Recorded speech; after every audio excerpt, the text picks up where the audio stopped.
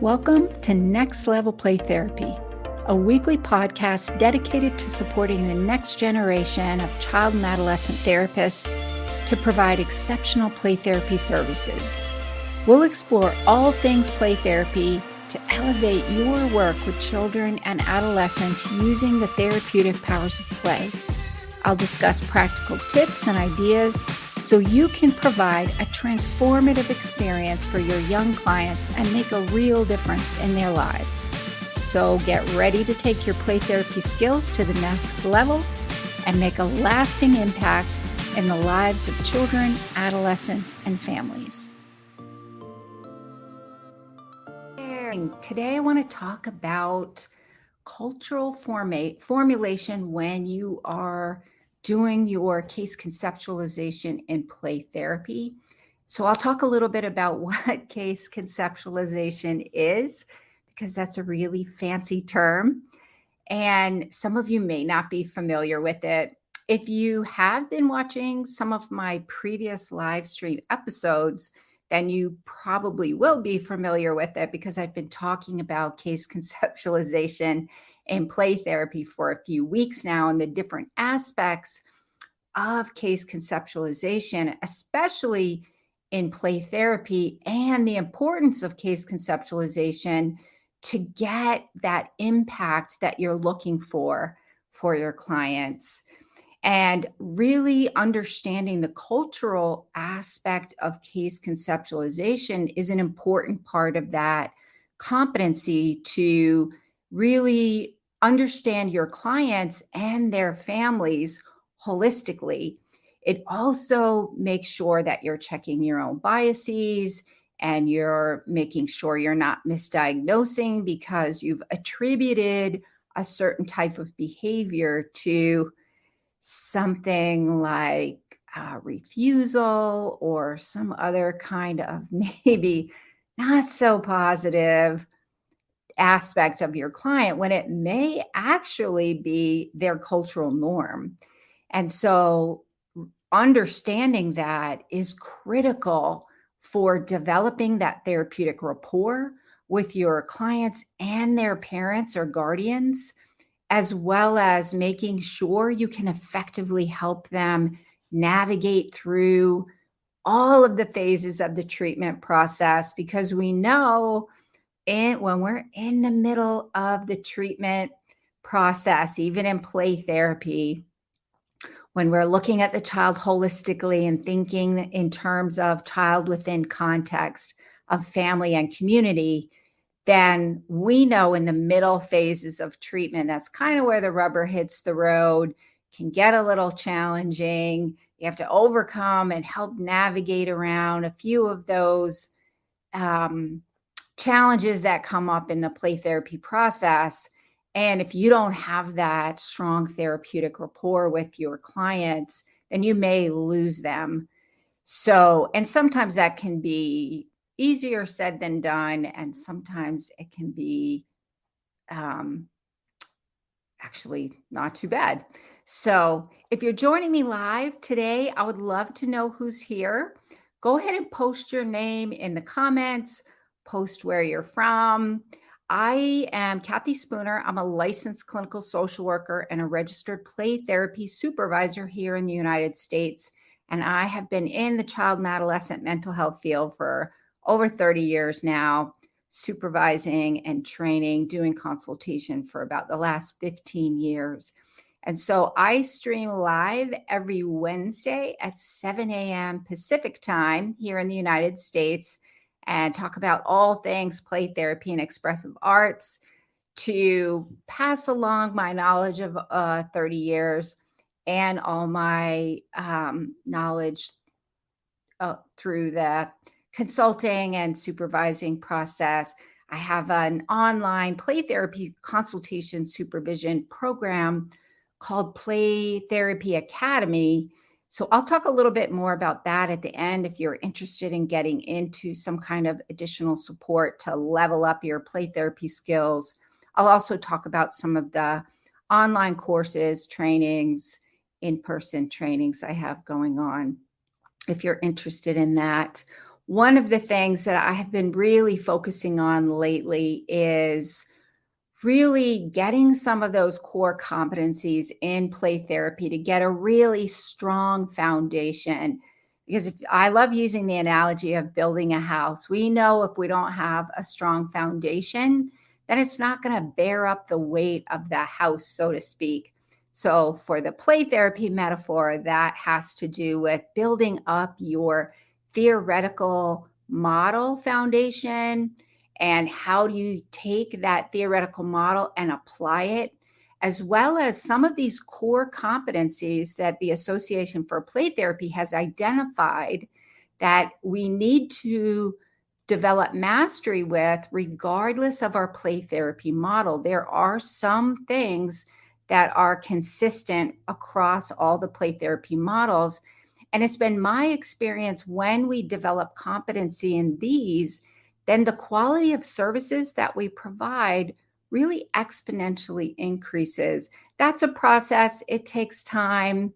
We all know in the mental health field that requires also getting some mentoring, AKA play therapy supervision and consultation. And learning how to do that will definitely help you make more of an impact, because that's the reason you do this, right? This is why we all do it. We want to make a difference. We want to make an impact. And to do that, it's really important, in my opinion, to get these core competencies, to gain mastery with them. And so that's why I've been talking a lot about some of these core competencies. I've developed an online course series called Getting Grounded in Play Therapy Excellence.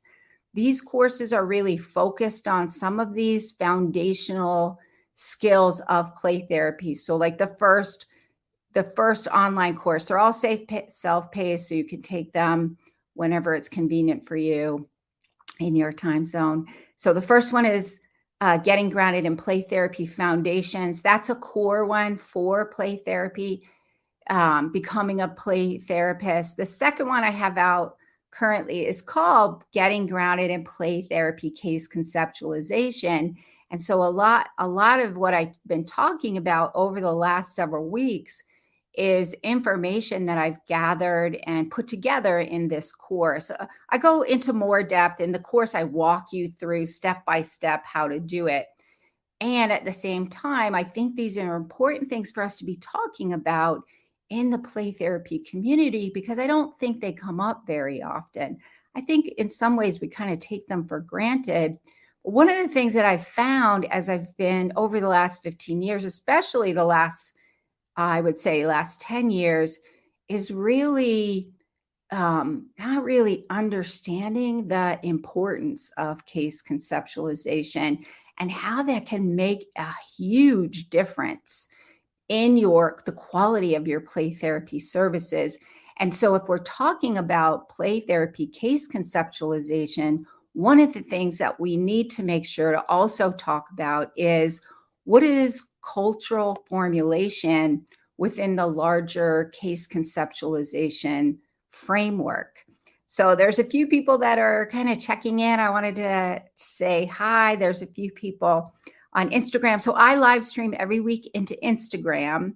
And then I use a streaming platform called StreamYard to live stream into my private Facebook group. So if you're a play therapist or wanting to learn play therapy on your child and adolescent therapist using play and expressive arts, you may be interested in this Facebook group. It's called Play and Expressive Arts Therapy Playground. You do have to answer all the questions in order to get into the group. I always like to say that because on a regular basis, they don't get in sometimes. So just make sure if you want in the group and you're a child and adolescent therapist using play therapy and expressive arts, just make sure you answer all the questions. So I have Natalie. Looks like Natalie's from LinkedIn, from Australia. It's midnight here. Unfortunately, I may not be able to stay.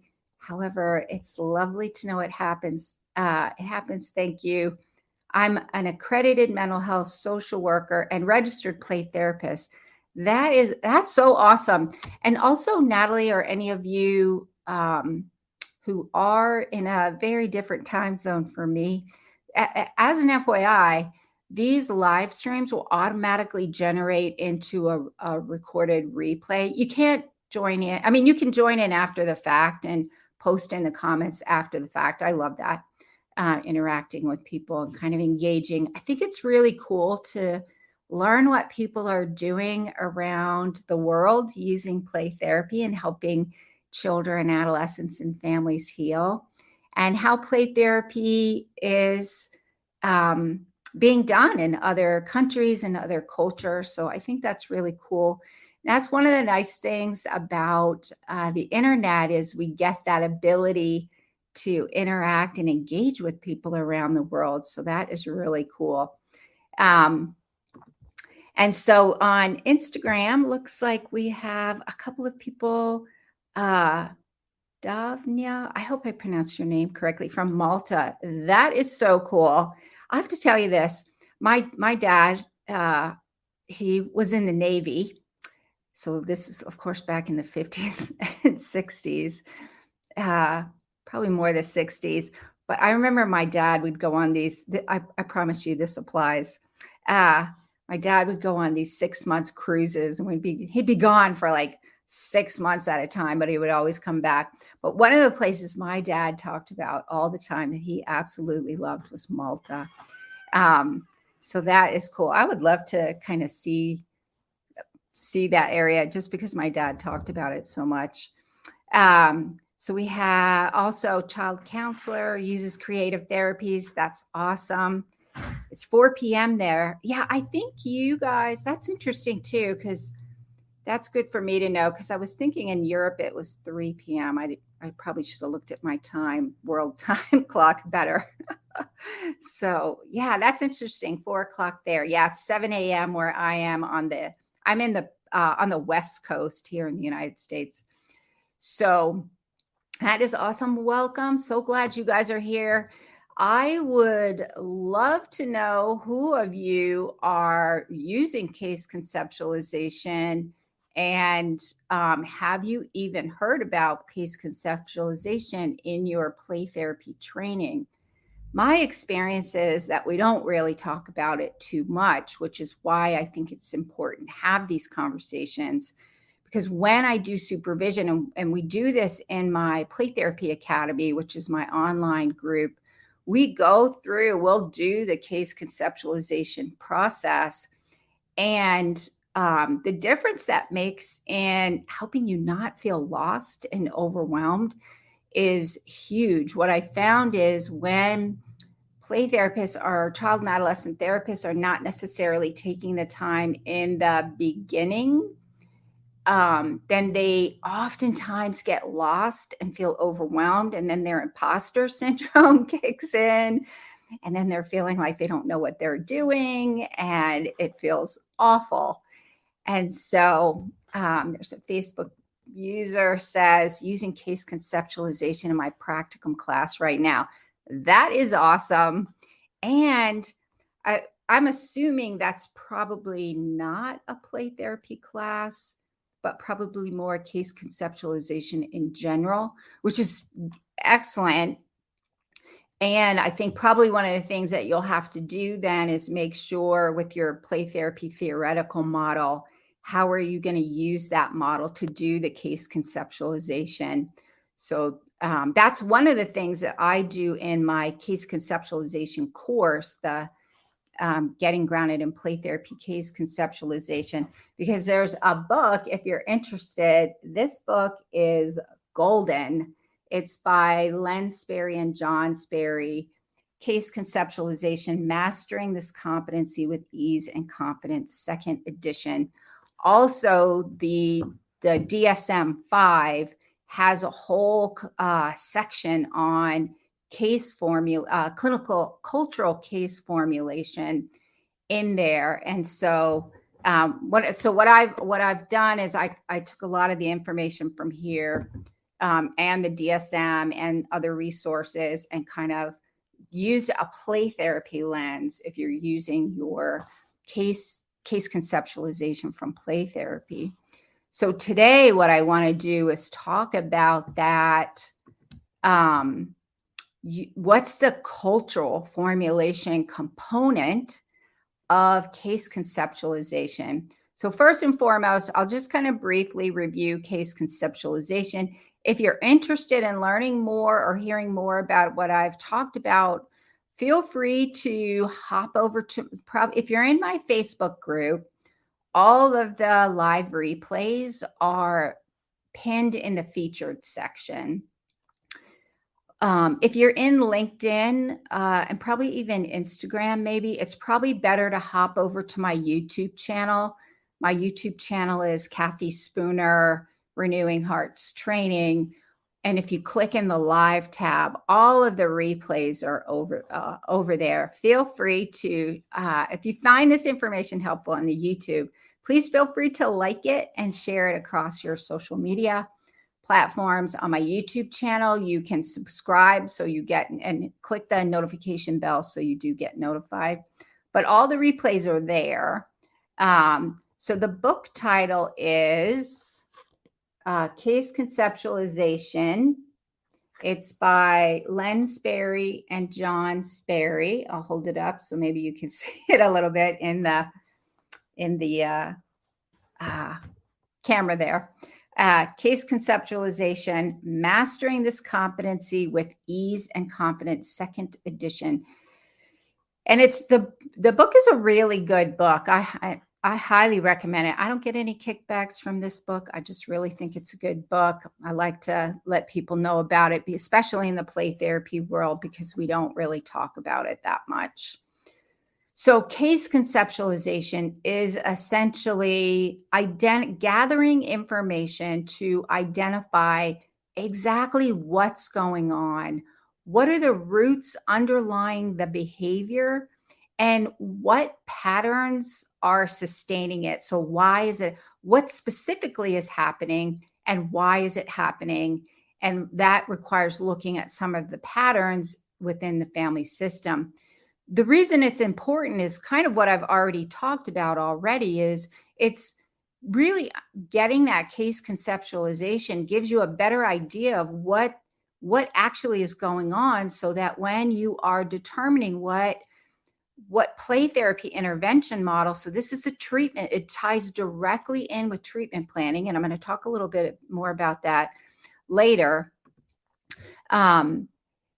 Because if you don't really target the right area, then you could be going in the wrong direction, which is probably what explains why you're feeling lost and overwhelmed, because you don't know exactly what's going on. You don't know why you're using the interventions that you're using or how they're supposed to be helping. So if you take that time at the beginning, at the very beginning, then it's going to help you later on. And we're always in assessment model from start to finish, all the way through. We use our clinical decision making. We kind of use our assessment throughout the change process. And I always say, like, the first 90 days are really taking what we've gathered initially with parents, and depending on the age of the child, through that psychosocial assessment, that biopsychosocial, cultural, spiritual assessment, and formulating our treatment plan and our diagnosis to kind of give us an idea, okay, here's where I want to start. And then we typically take that first 90 days or so to get a better sense and kind of hone in on that a little more closely to figure out and get a sense of what's going on, build that therapeutic rapport. And so here's where I'm gonna have a different opinion of some of the industry norms in the play therapy community. And how do I know this? So as I'm developing these courses, and my next one, the next course coming up in this Getting Grounded in Play Therapy Excellence series, is Getting Grounded in Play Therapy Treatment Planning. What is treatment planning? And I also in this course kind of break it down to the mechanics of, like, how do you write a play therapy goal that lines up with your play therapy model? How do you write those dang objectives? what's the difference between interventions and objectives, and how do I write this dang thing, and why is it not, so it's not just a paperwork process to meet the documentation gods and the insurance gods, but really make it useful. So as I've been going through and doing some more research for this, in addition to what I've done for the previous courses, one of the things that I've noticed over and over is some of the leaders in the field will say things like, oh, you don't really need to do the assessment, or we don't really do treatment plan. It's kind of more of an intuitive process. And I don't disagree that it's an intuitive process. I do believe it's an intuitive process. Where I do disagree is the fact that we don't need to do that assessment at the beginning. Because what I found is play therapists get lost. You get lost especially in the beginning when you're learning it. I can't tell you how many times I've talked with play therapists who are learning, and they're lost and they don't know what's going on, and they feel like a big fraud, and they feel horrible, and it's overwhelming, and they start thinking, well, maybe I'm just not cut out for this. Maybe I just wasted all my money getting a master's degree because I'm horrible at this. When in fact, it's not that at all most of the time. Most of the time is they just haven't gotten a good grounding and learned how to do case conceptualization that will inform their treatment planning, that's culturally informed to meet the specific needs of each client. And that's what really helps to make an impact. We do need therapeutic rapport. It is an intuitive process. Absolutely, it's all of those things. And in my opinion, it's not either or. It's not black and white. It's not binary, no assessment or only assessment. It's not that way. It's the balance and the blend of both pillars of treatment that you bring your personality and your kind of flavor into the play therapy process with that balance, and that will help you navigate through the play therapy process and make the impact that you want to make. That's why we do it. It's a hard job. When we can struggle and work through and kind of sometimes through the process, and you see your clients making that breakthrough and getting to that next phase and getting that aha moment. And you're like, yes, this is why I do this. This is why I keep going. So in order to do that, we need these foundational basics, and case conceptualization is one of those. So, oops, I forgot to use my little banners here on StreamYard. I can create these little banners. They don't show up on Instagram. So that's case conceptualization. The next part of this, what I want to talk about, is mostly the focus for today's live stream episode, which is cultural formulation. What is cultural formulation, and how in play therapy, and how does that fit into the overall case conceptualization? So cultural formulation is essentially you're recognizing the role of cultural identity, cultural experiences, cultural values, cultural norms, traditions, beliefs on your client's overall well-being and their functioning, and how these factors promote resiliency. So you're always wanting to make sure you look for some of the resiliency. These are the things you want to support, and where some of these factors may be contributing to the problem.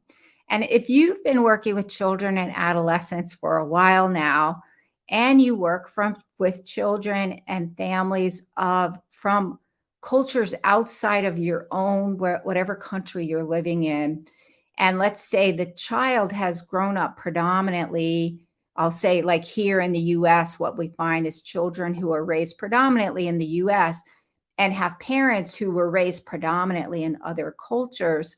Those two can be a clash sometimes, and those are usually the ones we're seeing in our office. So the goal is, how do you help them navigate through that? First, though, you have to understand what it is.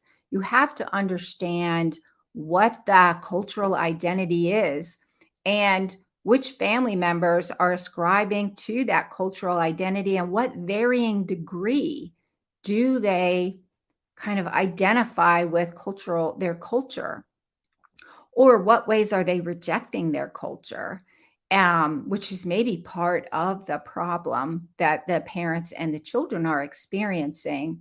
So you're looking at that. You want to understand, how do those factors contribute to the problem, and how does culture influence your client's understanding of the problem? How does culture influence parents or grandparents or extended family members or the community in which they are a member of? How does culture influence their understanding of the problem? And that's including parents and family members. So you're looking at those things. And in the case conceptualization course, the play therapy case conceptualization course, one of the things that I do is I walk you through what questions to ask in the biopsychosocial assessment, cultural and spiritual assessment, what questions you want to ask, why do you want to ask them, including the cultural formulation piece. And then taking that information, I walk you step by step through the case conceptualization process for children and their families using a play therapy lens. And then that's going to help you to do your treatment planning, which is the next course. That course will be coming out in July next month. So how do you take that information? So now you have case formalization. How does cultural formulation help with treatment planning? Because there needs to be a reason, right? There's a reason we're doing this. The whole reason we're doing this is to get really good outcomes for clients, so that you can make a difference in their life and be part of that change process with them within that context of a strong therapeutic relationship. So when you do your cultural formulation and how it impacts your treatment planning is, when you're doing your cultural formulation, you're also checking your own biases about culture, especially if that culture is different from your own. You want to, because a lot of times what's culturally typical, what's the norm in one culture, we often may find that to be, we may misunderstand it or misdiagnose it altogether. And so really understanding where our clients are coming from, meeting them exactly where they are, so you can help them get where they want to be, is really important. It also ensures that you're going to reduce the likelihood of misdiagnosing. If there's something that's a cultural norm for your client's culture, but you're not familiar with it, or you're not understanding or recognizing it, it does increase the likelihood that you may misdiagnose your client. And the reason that's important is because you'll be focusing on the wrong thing. And you may be ascribing something as a problem when it may not be the problem. It may just be their way of being. And then that's your own bias showing up in this formulation process. So the importance of it is to make sure that you're accurately recognizing how culture plays a role in the problems your clients are experiencing, as well as recognizing any of those resiliency factors. And when you're recognizing culture and cultural norms and respecting those, that's also going to increase your ability to establish a strong therapeutic rapport, really respecting and validating parents' concerns about culture, as well as the children's experience of their culture and their family, and really helping parents and children come together around areas that may be creating some conflict and some disconnect, rupture in their relationship, but also being respectful of culture. And we had this one family we were working with, and it was around eating, and it was a family from another culture.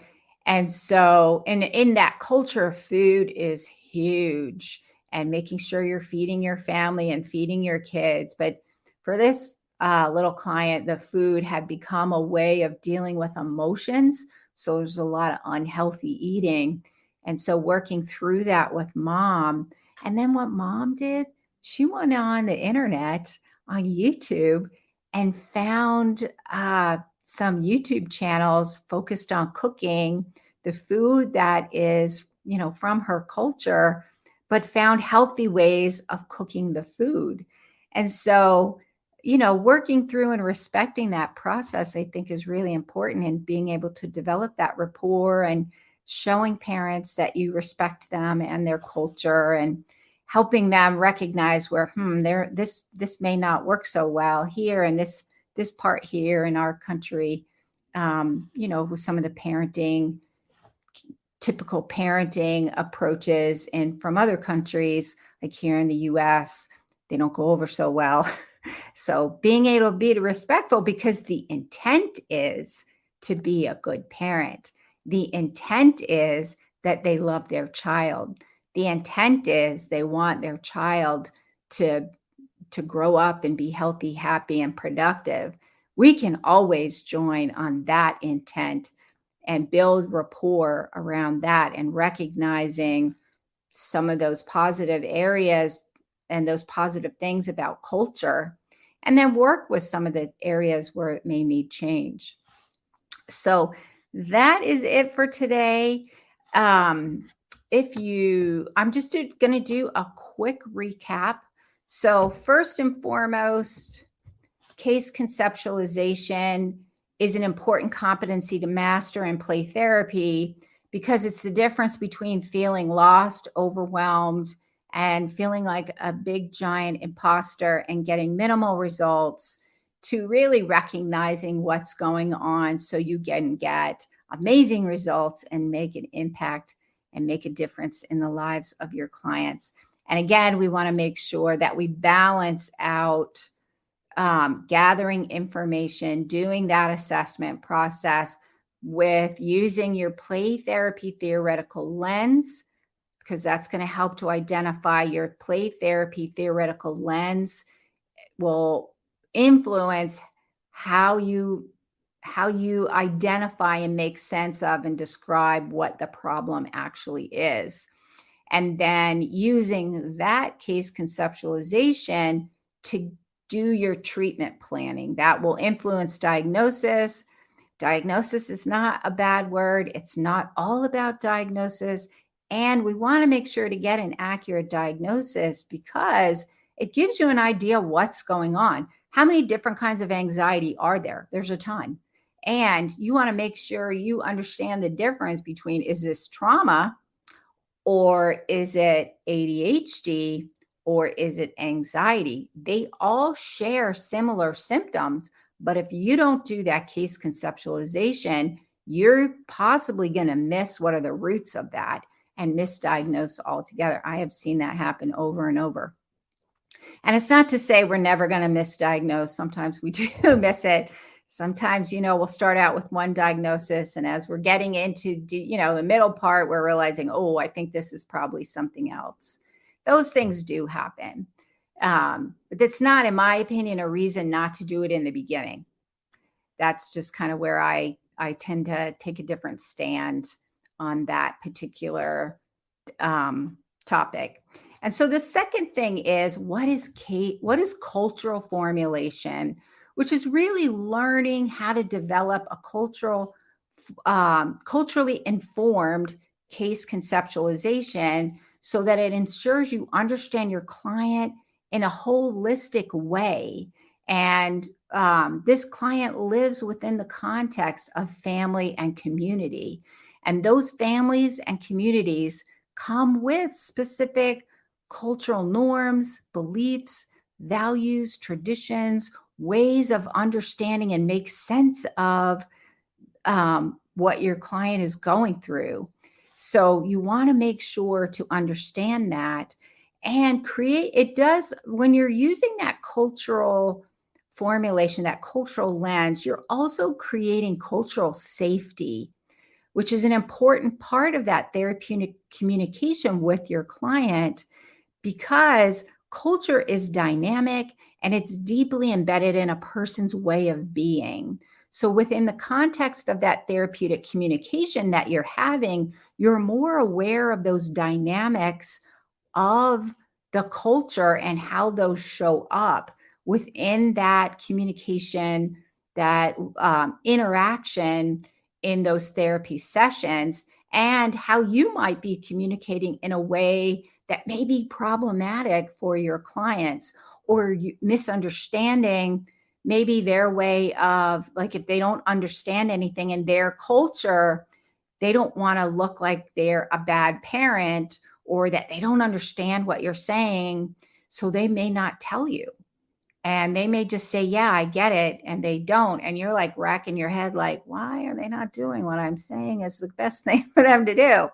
Are they just being willful? Are they a terrible parent? Well, it may have nothing to do with that. It may be that they're a really good parent, but some of those cultural influences are showing up. And so, how does cultural formulation help with treatment planning? If you're aware of your own cultural biases and your preconceptions, and what are some of the cultural influences that are going on with not only resiliency, which are the resiliency factors, you want to make sure you support those. You want to validate those. You want to highlight those. And then that's going to help build rapport. That's going to help build trust. That's going to help you make sure you check your biases and you check your preconceptions about what's going on, to help you make the shift you need to make, while also building that relationship so that when you make suggestions for change where you may be challenging your client's parents or client outside of what's typical in their culture, but maybe not necessarily that may be causing some conflict, then you're going to help that family be able to get to another place where they can respect culture and also maybe integrate some of those new things from the new country where they're now living in a way that is comfortable and compatible with the beliefs and values of that particular family. And that's a case by case basis. So if you're, and so when you're creating your treatment plan and you're in that treatment planning process to figure out what type of play therapy model are you going to use, what kind of interventions are you going to use, who's involved in the treatment process, how often are parents going to be involved, how often are you going to see with kids, what are you going to do with them in the sessions, all of those things, you're going to have a much more grounded, holistic, accurate, and respectful process in the play therapy process. So that is it for today. If you found this information helpful, please like it and share it across your social media platforms. All of the replays, if you ever want to watch any of the past ones, you can, if you're in my Facebook group, you can pop into the featured section. They're all in there. Otherwise, you may want to just pop over to my YouTube channel, Cathi Spooner, Renewing Hearts Training. Click on the live tab and all of my live replays are in there on all kinds of different topics. Please feel free to share those as well. If you're interested in Play Therapy Academy, if you're interested in online play therapy, consultation, also known as supervision. I do have a few openings left in my play therapy group. I have one on Saturday and one on Wednesday evening, my time, one on Saturday morning, my time. In Play Therapy Academy, it's really hands-on. We have a case presentation schedule, and people in the group will present their schedule. We'll talk about case conceptualization. What specific play therapy model are you using? How are you applying the model? We give lots of feedback. There's some amazing people in our group, and they always add resources and information. So you not only get my 30 years of experience in child and adolescent therapy, you also get the collective wisdom and brilliance of the group. That's what I say. And then also in Play Therapy Academy, it's a program that includes the twice a month online groups, as well as all of the courses from the Getting Grounded in Play Therapy Excellence series. In addition, we have a group chat for support in between sessions. There's some other bonuses that come with Play Therapy Academy. If you don't need Play Therapy Academy and you already have supervision with someone, or maybe you're already in RPT, but you want to take some of these courses, they're available a la carte, so to speak. You can buy them separately. Just pop over to my website. The one that I've been talking about recently is Getting Grounded in Play Therapy Case Conceptualization. I have some other courses over there as well. If you're interested in the courses, you can pop over to my website, which is rhplaytherapytraining.com. The courses will be on the courses page. If you're interested in Play Therapy Academy, then pop over to the website and go on the supervision page. You'll see information about Play Therapy Academy, and you can schedule a free 30-minute call with me, a video call. We could talk about Play Therapy Academy, see if it's a good fit for you. I do only have a few spots left. So if you're interested, you probably want to contact me sooner rather than later, because I'm not doing, when they close, they'll be closed for a while until somebody is not doing it anymore. So, all right. So I will see you next week, and have a good week. Bye. Thank you for joining me on this episode of Next Level Play Therapy. I hope you found the discussion valuable and gained new insights and ideas to support your work helping children, adolescents, and families heal. If you enjoyed this episode, be sure to subscribe to the podcast and leave a review. Your feedback helps to improve and reach more people who can benefit from this information. Remember, play therapy is a powerful tool for healing and growth. Whether you're a new play therapist or experienced, I encourage you to continue your learning journey to unlock the potential of play in your own work and relationships. If you have any questions or topic suggestions for future episodes, I'd love to hear from you. Connect with me on social media and visit my website at Renewing Hearts Play Therapy Training to stay updated on upcoming episodes, trainings, and resources. Thank you once again for listening to Next Level Play Therapy. Until next time, keep playing, learning, and growing.